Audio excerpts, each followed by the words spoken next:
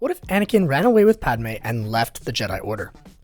In the main story, Anakin stays with the Order and elects to keep Padme and his relationship a secret, devoted to keeping his oath as a member of the Jedi Order. One of our viewers wondered, though, what if instead Anakin had decided to leave the Order in order to pursue his relationship with Padme through a more healthy means? That's what we'll be looking at today in our video. So cuddle up with your pet porg, grab a warm bowl of bantha stew, and let's get started with this crazy what if scenario. Get ready everyone, because this is going to be a wild ride. This video is brought to you by Cash Cow Channel Builder, your go-to course for automating content creation. Bantha Stew viewers get a 25% discount offer coming their way at the end of this video, so stick around to learn more. Our story begins following the events of Attack of the Clones. Anakin and Padme wed in secret, and the Clone Wars start to go into motion. However, after the Battle of Geonosis, Anakin starts to think critically about his relationship. While he enjoys the fight, and while he believes in the mission of the Republic, he also thinks that he could do better serving at the side of his wife.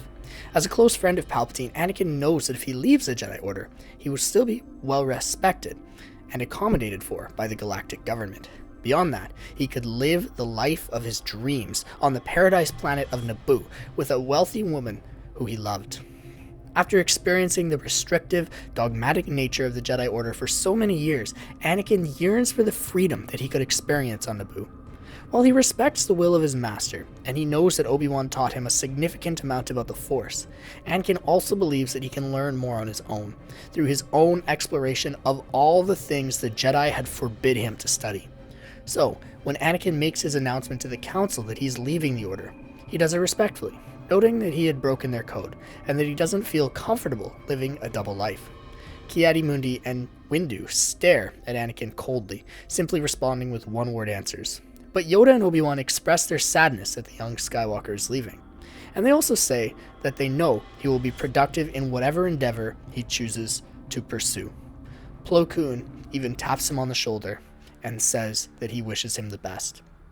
Anakin exits the temple with R2, looking back one more time on the monolithic structure, before turning his back on it for good, leaving the Jedi once and for all in pursuit of a new life. How do these events impact the rest of our narrative? Let's keep going and find out. The first person who Anakin reveals his decision to outside of the Order is Padme. Initially, when he reports his decision, Padme is upset with him. She says that he's growing away with his dream, his service to the Republic, just for her. Beyond that, she said she has no idea how the galaxy would react to her being married in secret to an ex-Jedi. The tabloids would be going wild. However, Anakin assures her that he knows he's made the correct decision. When he had imagined the glorious Jedi Order as a child, he'd never pictured they'd be so uptight, dogmatic, and blinded by their dedication to old ways which may not have worked anymore. Anakin tells Padme that he needs to go solo on this journey for a little while, and that he believes she is a part of that. After this assurance from Anakin, Padme understands, and she agrees to reveal their relationship to the greater galaxy no matter what happened. After all, they loved each other, and they couldn't keep it secret any longer.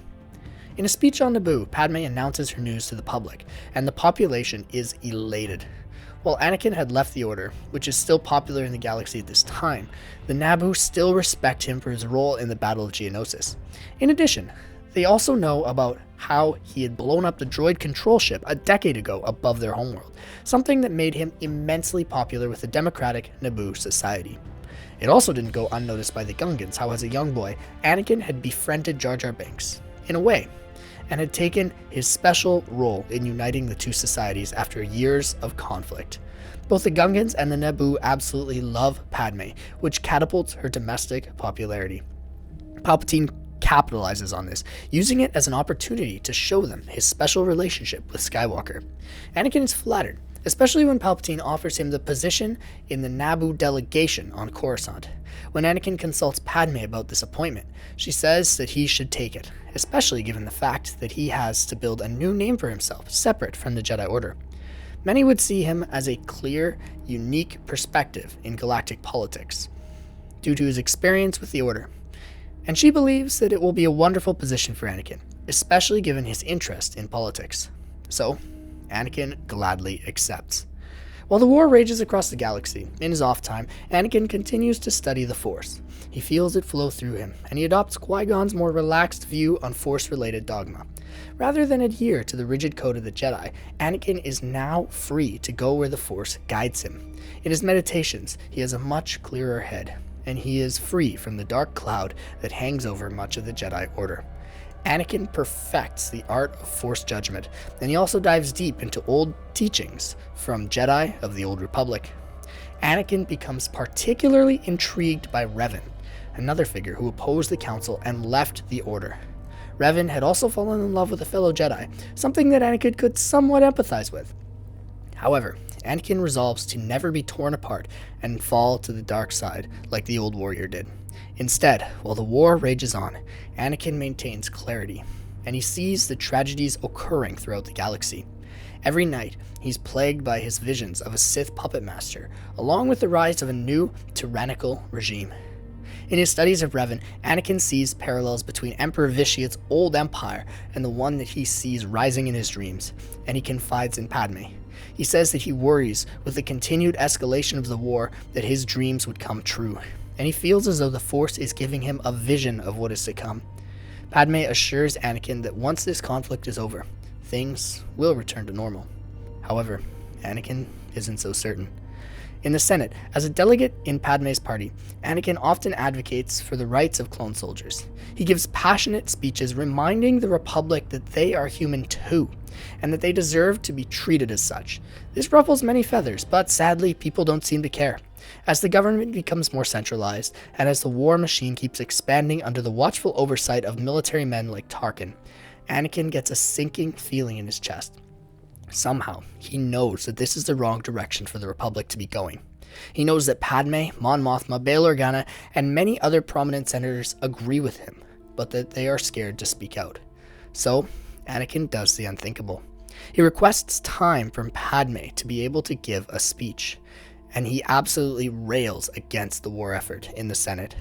Anakin says that he believes in the core values of the Republic, but that this war had been tearing those values apart. Civil liberties had been violated. The military-industrial complex was expanding, perhaps beyond a point of no return. People were starving, and the Republic was doing nothing to help them. In addition, they weren't even treating their troops like human beings.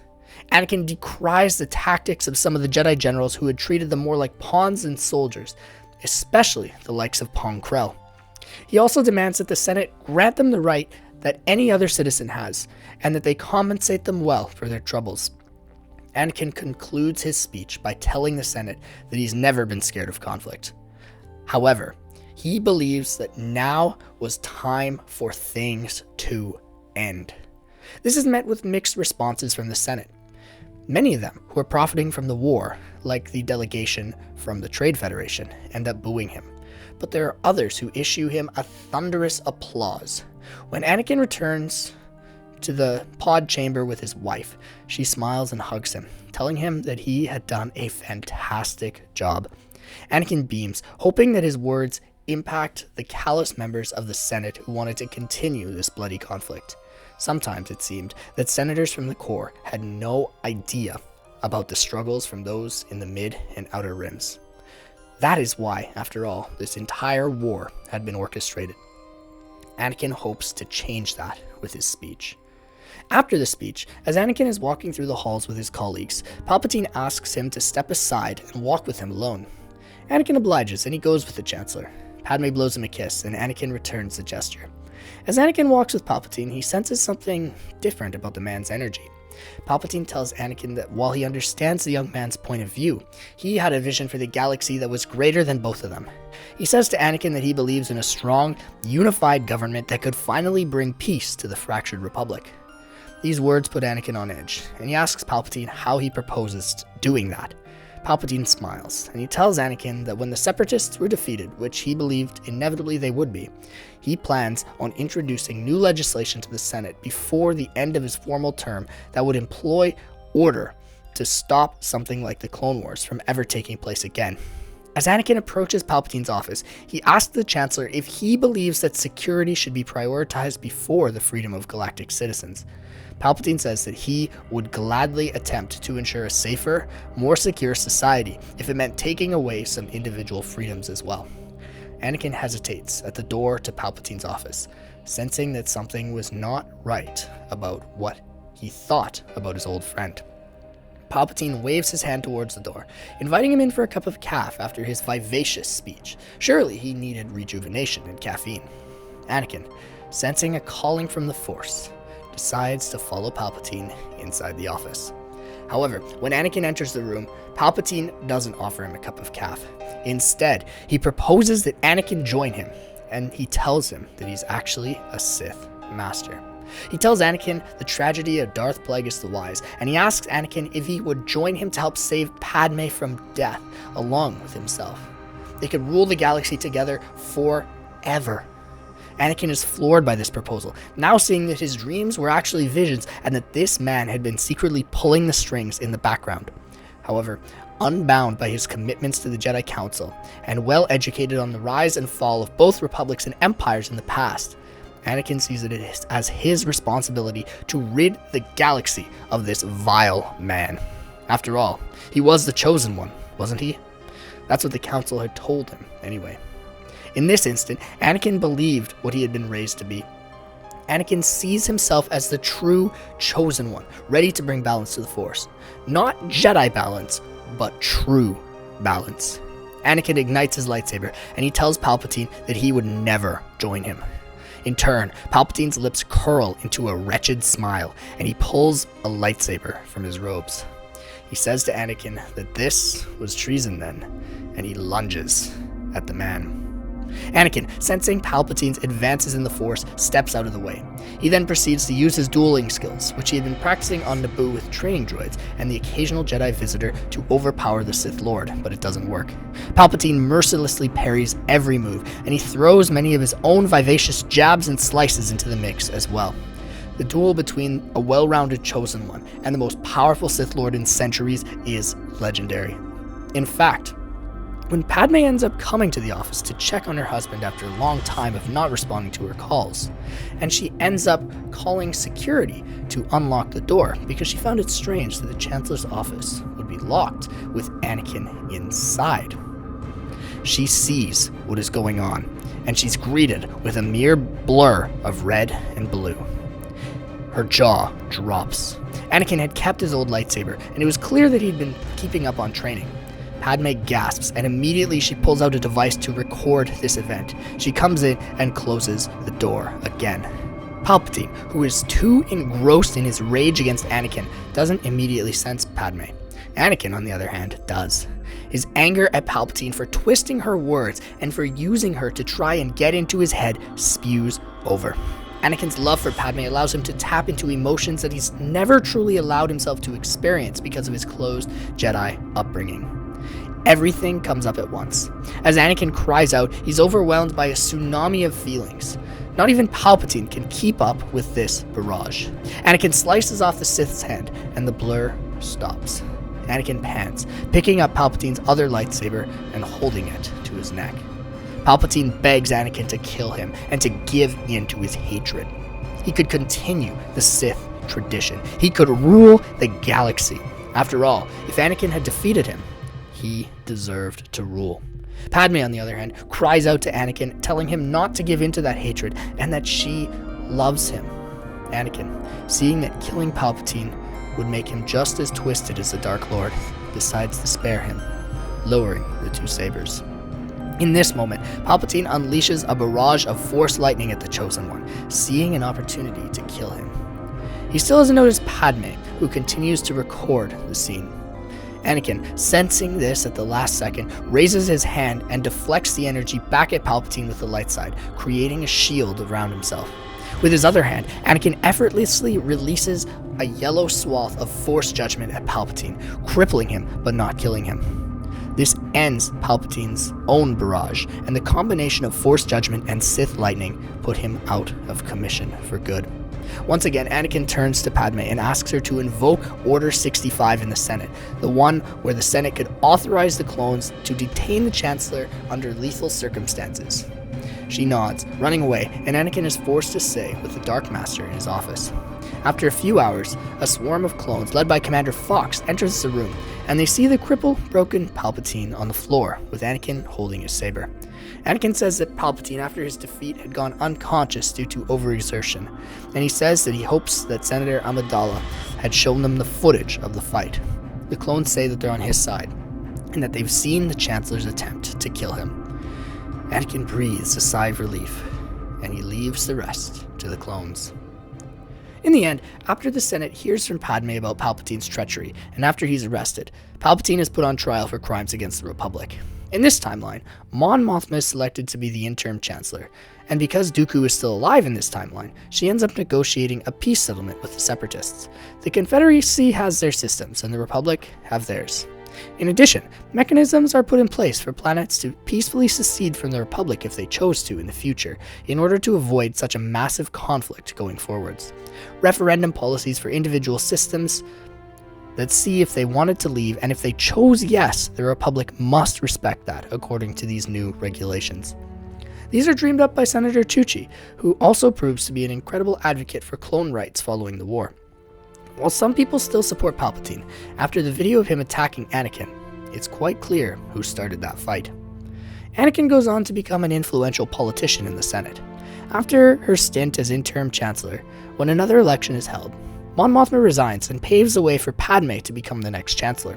In this scenario, with her abdicating her seat to take on a larger responsibility, due to his popularity on Naboo, the monarch asks Anakin if he would like to take Padme's position, which he gladly accepts. Anakin and Padme still have Luke and Leia, both of whom are beloved by the galaxy. Anakin, despite being busy in the Senate, still makes time to train them in the Force when they're on Naboo, or when they're traveling. Padme also gives them top-tier tutoring droids to teach them about the galaxy and provide them with an effective education outside of Jedi training. The two grow up to be prominent local politicians, and they're favored to go into galactic politics themselves. The galaxy and the Jedi continue to thrive. While Anakin dislikes their methods and their treatment of people during the war, he acknowledges that not all of the Jedi were as dogmatic as Mace Windu. He visits Obi-Wan, Yoda, and the others, rekindling many bonds that he had broken during the war. Yoda also tells him that he thinks Anakin is following a good path, and that the Force had clearly laid out a different journey for him than the Jedi could provide. Anakin bows his head, thanking the old master respectfully. How does our story conclude given these events? Let's find out. At the end of the day, things settle down in the galaxy. The Republic decides to return to a regional defense force policy, but it maintains some clones and centralized military strategy in order to have a quick resolution to problems like the Trade Federation crisis on Naboo. Palpatine is thrown in prison for life, and Dooku manages to create an economically successful confederacy when they've negotiated their separation from the Republic. Anakin is a good father to his kids, and he continues to dive deep into his studies of the Force while representing his people in the Senate. Padme is a respected chancellor who ends her term with dignity, and who retires to focus more on her family life. Luke and Leia become model young adults, and many believe them to be the future of the galaxy. Everything is at peace. The Republic is restored to normality, and things settle down for our heroes. This time, they get the happy ending that they always deserved. Hey there folks, do you want to reach your dream of becoming a YouTuber? Are you struggling to crack the code to self-made success?